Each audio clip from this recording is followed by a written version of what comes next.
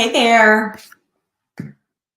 Have the late afternoon and evenings been incredibly hard in your household? Do you feel like your kids' behavior is out of control in these first few weeks of school being in session? This is a problem that I have heard so much about from parents in the last couple weeks. So I wanted to address it today. Again, if you are just finding me, I am Kelly Shoup. I am parent coach, pediatric occupational therapist, mother of three teenagers, cradle Catholic mindset coach, and just have been helping families, kids for over 20 years with all the frustrations and struggles that go into that journey of raising a child from birth for 20 years into adulthood. So, what does the word self control, self regulation, self soothing, and self care, what do these words have to do with that after school time and your child's out of control behavior? So, that's what we're going to dive into today. It is eye opening for most parents to hear a few of these things and ways that you can show up in a better place for your kids and ways to guide and teach your kids to be more self aware so they can show up in a better place also in your family, which makes for a more peaceful, connected, harmonious place to live. And that is always my goal. I have been on a mission for a very long time to help parents, to make it easier for y'all. It does not have to be the struggle, the frustration, the survival mode. I see so many parents in survival mode right now, and you don't have to be. I am here to help. Okay, we're going to start first with self control. What is the definition of self control? And I just grabbed some of these definitions from, Webster's and just kind of basic dictionary. So self-control is about inhibiting impulses. So here's what you can remember about self-control. It is about stopping. It's about exercising restraint over an impulse, over a desire, over a behavior, restraining an emotion that is, coming out as behavior in your child. Self control is someone having the ability to, in their own body, stop or inhibit or restrain an impulse. Okay? Stopping. Self control, we're going to stop something. If I have good self control, I should be able to refuse that piece of chocolate cake that I really want after dinner. So I'm stopping myself from eating that piece of chocolate cake. Okay? This is something that every human needs to have the ability to do, to practice self control. But even more important than self control is self regulation. What is that word? Have you ever heard it? Maybe your young child is in school and you have heard that word regulation, and you're like, okay, I think I've heard about emotional regulation, not really heard about self regulation. Self regulation is kind of the big term, like the umbrella over emotional regulation, physical regulation, social and mental regulation. Self regulation involves being able to, in your own self, identify the causes of the impulse, the cause of this behavior, the cause of this feeling. So incredibly important. So when I'm working with kids who are communicating with bad behavior to parents after school, because a lot of it's happening after school because they've had to work so hard to behave well in school. we are talking about that regulation of all these different things. Okay, so self-regulation, identifying that cause. And then based on whatever that, when we've identified what caused this impulse, this emotion, this outburst, this whatever, from there, we are going to either do something or not do something. So where self-control was only stopping or not doing, self-regulation often is doing something. It's an activity, it's doing an action with our body to stay in an A-OK homeostasis point throughout our body. So that's a way of saying homeostasis, all of our systems are all A-OK. Our nervous system is fine. Our sensory system is fine. Our mental, our mindset, our thoughts. We're not agitated or worried or stirred up about something. We're just calm. Our heartbeat is normal. Our muscles are relaxed. If we are in a state of homeostasis, and again, this is going to be different for every single human because of the way God created them. Everybody's thermostat point, that homeostasis point, which I explain it as a thermostat. It's your unique thermostat point. And then what has to happen throughout your day to stay at that set point? So if you have a thermostat in your house, you're going to set it at a particular temperature. And then based on the temperature of the environment outside or how many times your door is being opened, that thermostat is going to kick on or kick off. So, if I want my thermostat at 70 degrees and it's at 75, it's going to have to cool that system to get it down to 70. But if it's lower at 68, then it's going to have the heat's going to kick on to get back to that 70, that temperature of 70 degrees. And so that is self-regulation, understanding that each of us has this set point where we are completely settled and okay in all of the systems of our body, our energy system, our emotional system, our physical system, our sensory system, our interoceptive system, which is that internal sensation system. So this is the goal always. Our bodies are automatically doing this or doing that, or not doing this or not doing something to stay in this thermostat point. And I also call it A-OK because that is a term that young kids can very easily understand. Are you A-OK? I've got, I can put physical hand movements with it, and they can easily understand it. So I'm going to have to do something or not do something to keep myself in that set point. Okay? The other thing about self-regulation is we're staying at that set point, and what we do or we don't do changes with the environment that we're in. And this can be difficult for kids, especially young kids, those 3 to 8 ages, because they can get used to and set in, okay, here's my set point. The volume is this. The kind of the activity in my body can be this. It might be when they are at home in your house. But then when they go to school, it has to look different.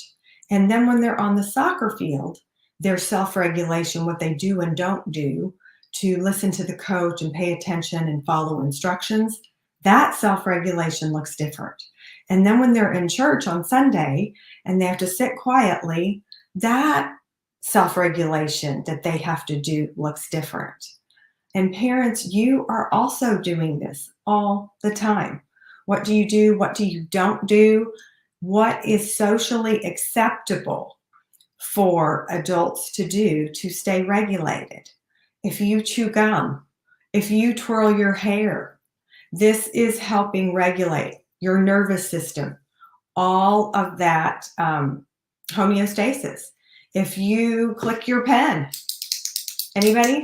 If you kind of jiggle your knee, all of these are socially acceptable ways that adults self-regulate.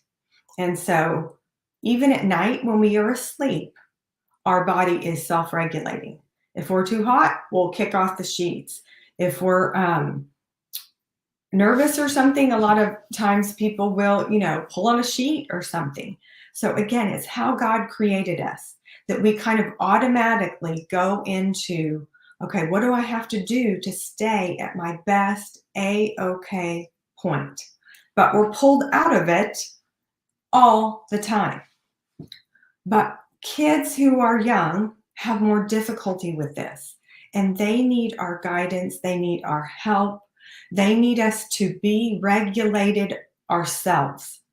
So if I am dysregulated and I am very grumpy, I'm irritated, I'm slamming things around, I'm just on the verge of snapping, and my energy would be projecting that to my kids, they don't feel safe, and I'm not available to help them stay regulated and stay calm at home because I'm not doing it myself.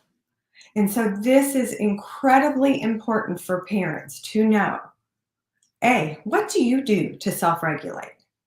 And if you are in a situation that makes you angry or triggers you, or that you're headed into a work meeting that's going to be stressed, I promise you are self-regulating somehow. So think about it and figure out, what do you do? Are you kind of, I twirl my coffee cup, the handle on my coffee cup, I twirl it around, or I chew gum, or I bite my fingernails, or I kind of chew on the inside of my lip, or I kind of pull on my ear. There are so many different behaviors that adults do to self-regulate. Totally fine. I want you to do them. Again, because when we're regulated, we're at that A-OK point, and that's when we're available to help our kids. Here's another term. This has come up this week, coaching parents. Self-soothing. What does that mean? Okay, well, one definition in the dictionary is that it's how a child stops crying and puts themselves to sleep, or they fall asleep. That would not be a term I would agree with. Yes, whatever. Okay. I like another term it is a tool. Self-soothing is a tool that humans use to calm or soothe ourselves. If we are in a situation of we're anxious, we're irritated, we are stressed or distressed. Now, do kids, young kids, babies, do they self-soothe to fall asleep? Often, yes. And this actually is just the start of helping them have the ability to self-regulate.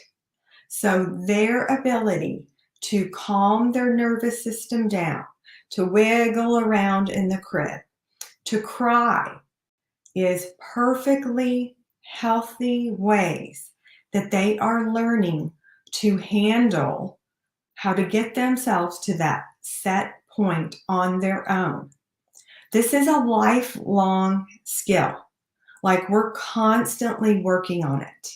And as we grow and change in our body and our hormones and all of that, self-regulation will look different. Like, what I did when I was in my teenage years to self-regulate is different than what I do now.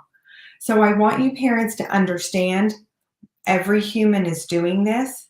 We are doing it every minute of every day. Even when you were asleep, God created our bodies to be taking care of themselves, to be protecting themselves automatically. So we're doing it in our sleep. We just don't know. We just don't think about it because we're asleep. But it's so important for your kids to be able to have this skill, this Self-regulation is the number one developmental skill for every child. And self-soothing is a part of it because that's how again, it's a tool we're using to soothe ourselves. Starts as a baby to fall asleep. I often have parents say, "Oh, I don't want them to cry themselves to sleep.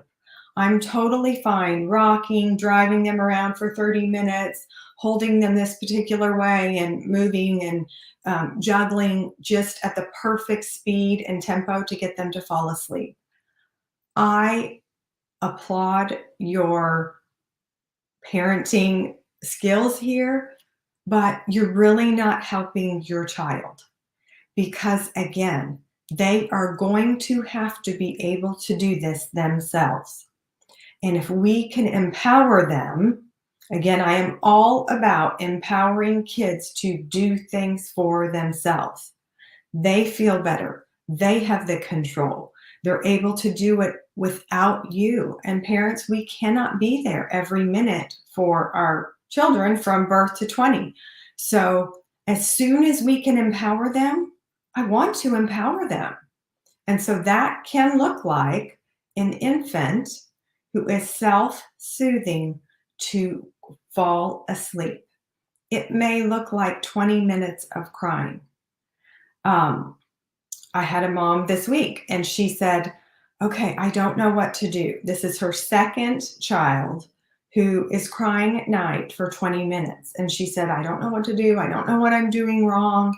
And I said, "You're not doing anything wrong because each human has their own nervous system, their own way that their kind of system unwinds to get calm to fall asleep. So each of your children are going to be different. And so the second one has to fuss a little bit at night to get all that energy out, get their nervous system, all their systems in their body calm to that A-OK set point so they can get relaxed to fall asleep. Every child has a different rhythm. Every human has a different rhythm and a different pace that is kind of their optimal way to go about interacting with the world. So when a child is falling asleep, that also will be different. Their rhythm, their pace of life, how quickly or how long it takes them to, again, get back to a calm, A-OK, I'm totally fine, I can fall asleep. So instead of thinking that you are a bad parent for letting your child fall asleep, here is your new thought. I am empowering my child to be able to do things on their own. And it starts now with being able to put themselves to sleep. You are doing the right thing by letting them cry for 20 minutes, if that is what it takes to let them fall asleep, because this is the first step in learning self-regulation and how to understand what's going on in their body to get it to a calm place. Okay, why I think this is so incredibly important and has come up so much for me in the last couple weeks is because, well, a couple reasons. The first one is that when kids go back to school, it's a new routine. They have so much they have to pay attention to, so much that's coming at them, their senses from the environment. And they're trying, their body's working so hard to just be calm and quietly stand still and listen to the library teacher and put their lunch tray at the right place. It's a lot for a little child to deal with. And I repeat this over and over to the parents that I work with because we think that children should be able to really just, go to school all day long, come home, then maybe go play an instrument, do a sport, do all these things. No, these little bodies, that is exhausting to the body. So if they've held it all together all day long, they've done everything they were supposed to, and you didn't get a call from the teacher saying, "Oh my goodness, your kid's out of control," that is success. That is success for your child. It's also success for you as a parent that your child can stay regulated, because they're doing it every minute of the day that they're in school, all day long in a really good way. But then they come home, and because home is safe, you love them unconditionally. This is where any of the stuff that they had to keep in that was energy that they really wanted to get out, but they had to hold it in, that's when it comes out, is after school.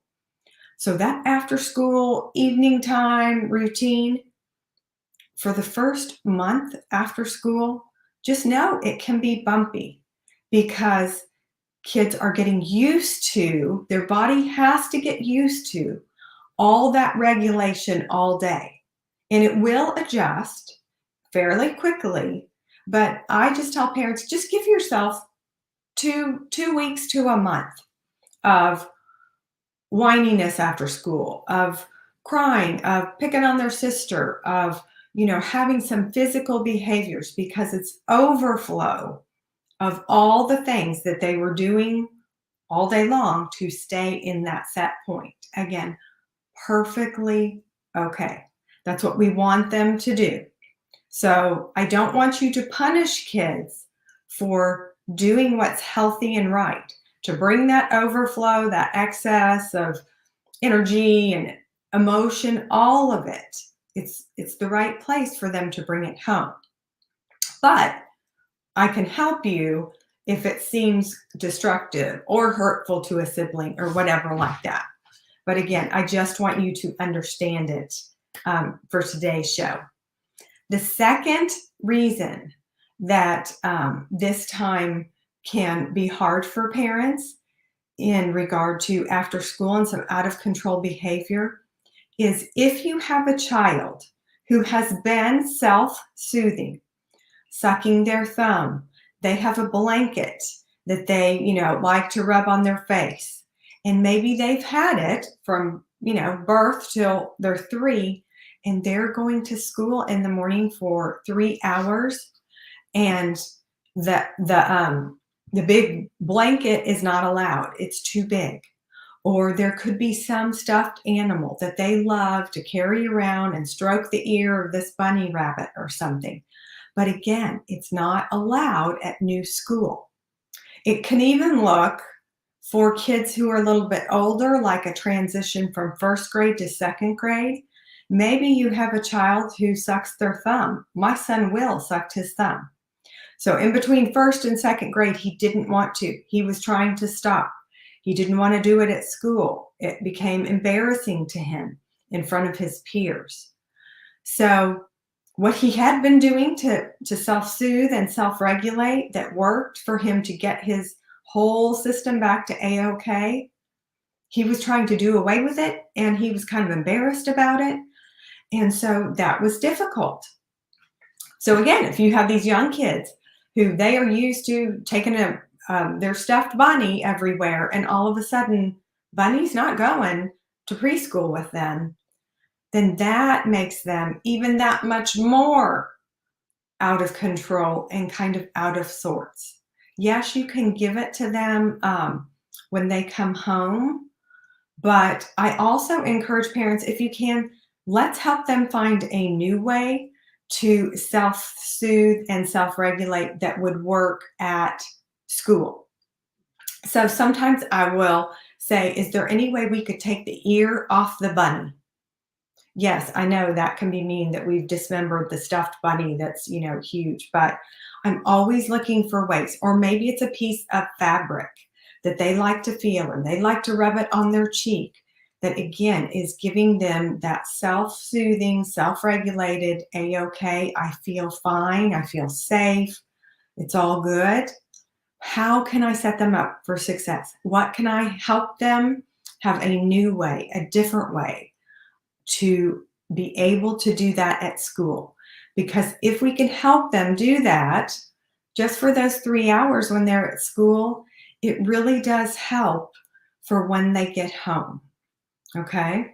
And again, parents, my mission is to help make your lives easier, help give you tools and things that will allow you to help guide and teach and manage your kids So it's more peaceful and calm.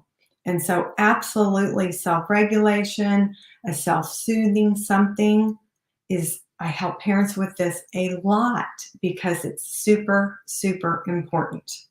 Okay. Last thing, self-care.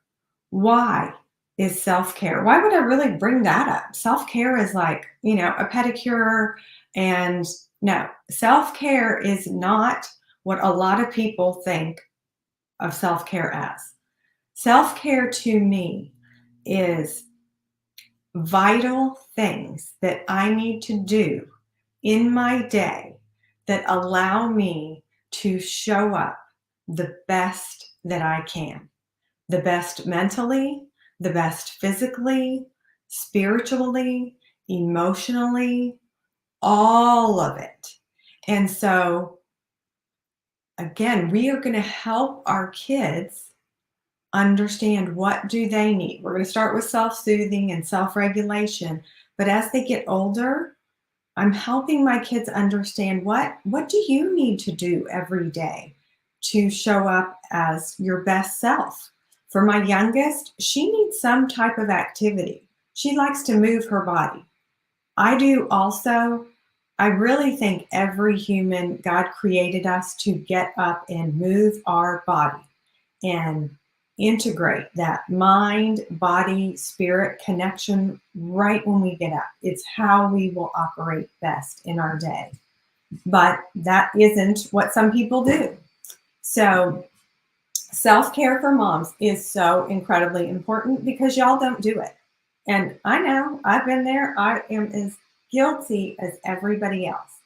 And I can be as well intentioned, but sometimes it doesn't happen. So I want to give you parents permission. Like rule number one, step number one, what do you need to be at your best? What do you need to fill your cup? Like your well is full, overflowing with water in your well for good stuff that you are available for everybody else. And if you are empty or depleted in your well, you don't have the ability to support everybody else in your world in a really good way. And so much of parenting, especially when they come home after school, that late afternoon, evening time, you are managing and guiding and teaching and training your kids' emotions and their physical and their behavior, all the stuff, the homework, the friends, the logistics of the practices, all of that. Parents have so much stuff on their plate. And so I really need you to, again, know how important it is for you to have self-care. It can look quick. It can look like lighting a candle. It can look like a quick walk around the block. For me, it always involves moving my body, except a bath. I do like a bath. But that can also be quick. I can go do a 10-minute bath and then I am reset and recharged. And that is something I will absolutely do if I know I have a really busy evening of soccer games. And then we got to leave that first soccer game and we got to zip over here to this school to do that activity. And that is very often what my world consists of with 3 kids. And so again, I have to think really quickly, the beginning of the day, what do I need to do to show up in the best way for all day? And I need to do that. And then also to help guide and teach and manage my young kids in self-soothing, self-regulation, and yes, self-control also. Okay, I hope that helps. Come find me, my monthly membership. Come find me Instagram, Kelly K. Shoup, www.kellykshoup.com.